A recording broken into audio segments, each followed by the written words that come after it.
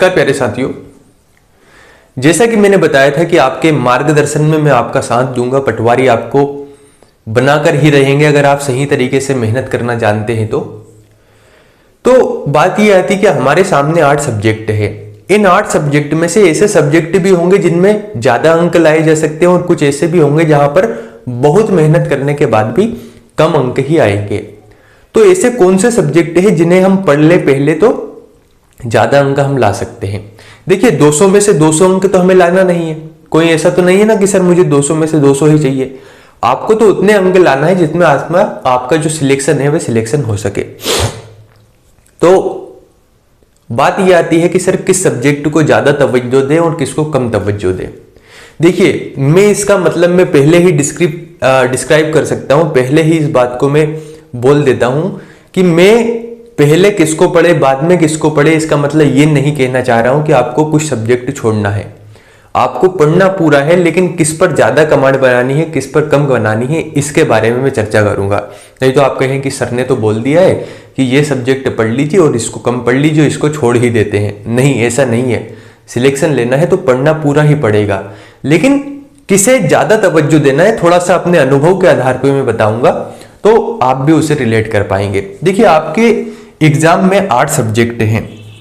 जो पटवारी का नया सिलेबस है इसमें है पूरे 8 सब्जेक्ट। अब बात ये आती है इस 8 सब्जेक्ट को अगर हम देखें तो कुछ सब्जेक्ट ऐसे हैं, अभी हम मानकर चलते हैं कि 25-25 प्रश्न ही पूछे जाएंगे, क्योंकि जो ग्रुप 2 सब ग्रुप 4 का जो एक पैटर्न है उसमें 25-25 प्रश्न पूछे जाते हैं। तो संभावना है कि 8 सब्जेक्ट से 25-25 प्रश्न पूछे जाएंगे, तो 200 प्रश्न आपके एग्जाम में देखने को मिलेंगे। अब देखिए इनमें से कुछ सब्जेक्ट ऐसे हैं जिसमें आप पूर्ण नंबर ला सकते हैं और वो सब्जेक्ट भी छोटे हैं। जैसे सबसे पहला सब्जेक्ट है, अगर मैं बात करूं, हिंदी। दूसरा अगर मैं बात करूं, अच्छा एक बात बताइए आप, अगर आपने हिंदी पढ़ी है तो बताइएगा, हिंदी ये शब्द सही है या ये शब्द सही है? मतलब अगर आपने हिंदी पढ़ी है तो हिंदी को ऐसे लिखना सही है या ऐसे लिखना सही है या दोनों तरीके से लिखना सही है? दूसरा सब्जेक्ट है कंप्यूटर।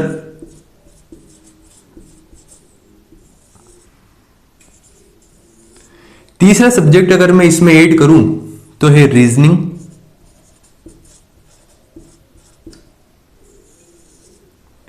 चौथे सब्जेक्ट को अगर मैं ऐड करता हूं तो मैथ्स, है ना। और इसी में एक सब्जेक्ट में लिखूंगा जिसे सुनकर आप थोड़ा सा हैरान होंगे, लेकिन सुन लीजिए, सामान्य प्रबंधन, है ना। इसके बाद हम बात करते हैं इधर की ओर जो बचे हुए सब्जेक्ट हैं।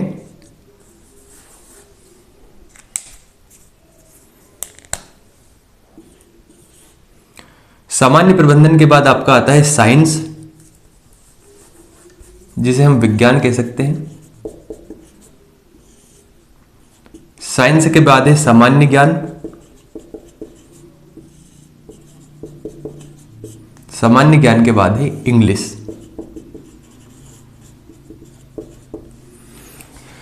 तो ये 8 सब्जेक्ट आपके एग्जाम में है ना। अब यहां पर आपको क्या करना है, जो मोटे तौर पर मैं बताता हूं, क्योंकि कुछ विद्यार्थी ऐसे भी होंगे जिनका किसी सब्जेक्ट में ज्यादा इंटरेस्ट है, किसी में कम है, तो वे अपने हिसाब से कम ज्यादा उसे कर सकते हैं। देखिए सबसे पहली बात तो ये आती है कि इंग्लिश और मैथ्स को लेकर कई विद्यार्थियों के मन में एक डर है कि सर हमें इंग्लिश बिल्कुल नहीं बनता। अगर मैं साधारण भाषा में बात करूं तो कई विद्यार्थी कहते होंगे कि सर इंग्लिश में तो हमारा हाथ बहुत तंग है, और कुछ विद्यार्थी मैथ्स का बोलते होंगे कि सर मैथ्स हमें बिल्कुल समझ में नहीं आती। तो आप इन सब्जेक्ट को पलट सकते हैं। अगर आपका इंग्लिश में थोड़ा सा रुझान है, आपकी रुचि है, तो मैथ्स की जगह इंग्लिश रख लीजिए और इधर की ओर मैथ्स कर दीजिए। बहरहाल हम समझते हैं। देखिए हिंदी ऐसा सब्जेक्ट है जिसे अगर आप अच्छे ढंग से पढ़ते हैं तो आप 25 में से 25 अंक ला सकते हैं। बिल्कुल ये चीज पॉसिबल है। कंप्यूटर में भी 25 में से 24 अंक तो आप मिनिमम ला ही सकते हैं, अच्छे से मेहनत करते हैं तो। इन दोनों का जो सिलेबस है वह सिलेबस बहुत छोटा है।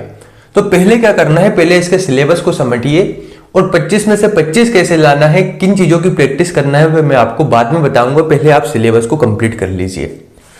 फिर आता है रीजनिंग और सामान्य प्रबंधन, इसको मैंने साथ में क्यों रखा?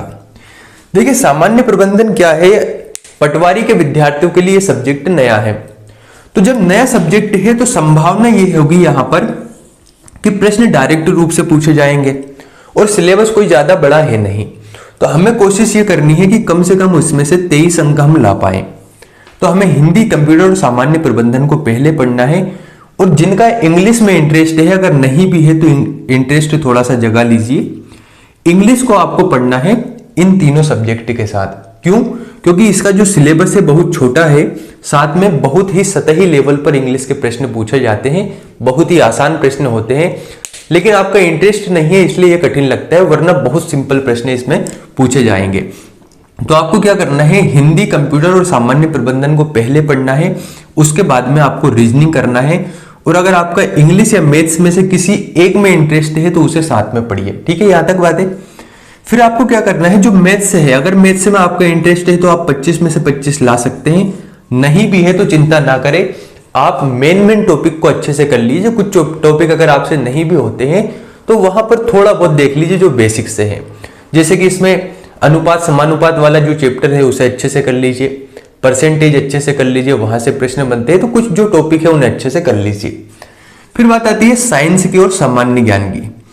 तो विज्ञान और सामान्य ज्ञान हमें सबसे अंत में पढ़ना है, पहले इन सब्जेक्ट को आप कंप्लीट कीजिए और इन्हें सबसे बाद में पढ़ना। उसके पीछे कारण क्या है, विज्ञान और सामान्य विज्ञान बहुत बड़ा सिलेबस है इन दोनों का। इन दोनों, पहली बात तो आती है सामान्य ज्ञान की, तो सामान्य ज्ञान के अंतर्गत ही बहुत ज्यादा सब्जेक्ट है, पॉलिटी है, हिस्ट्री है, ज्योग्राफी है, इकोनॉमिक्स है, इसके साथ ही एमपीजी के है, मिसलेनियस वाला पार्ट है, करंट अफेयर्स है, 7 या 8 सब्जेक्ट आपके सामान्य ज्ञान में आते हैं, 25 प्रश्न पूछे जाएंगे।